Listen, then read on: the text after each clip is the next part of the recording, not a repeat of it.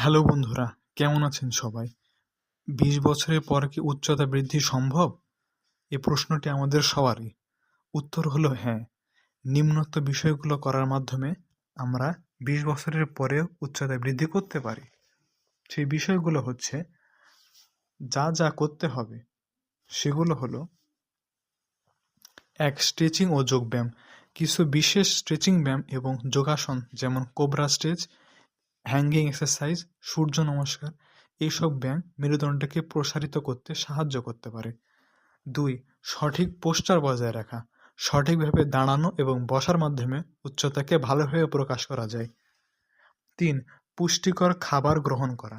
পর্যাপ্ত protein, calcium, vitamin D, magnesium এবং জিঙ্কযুক্ত খাবার খেলে হাড় শক্তিশালী থাকে এবং কিছুটা গঠনগত উন্নতি হতে পারে। ৪. পর্যাপ্ত ঘুম। প্রতিদিন ৭ থেকে ৯ ঘন্টা ঘুম উচ্চতা বৃদ্ধির জন্য সহায়ক হরমোন হিউম্যান গ্রোথ হরমোন ক্ষরণে সাহায্য করে। ৫. সুইমিং এবং সাইক্লিং। সাঁতার কাটা এবং নিয়মিত সাইক্লিং করলে মেরুদণ্ড প্রসারিত হতে পারে, যা উচ্চতায় সামান্য পরিবর্তন আনলেও আনতে পারে।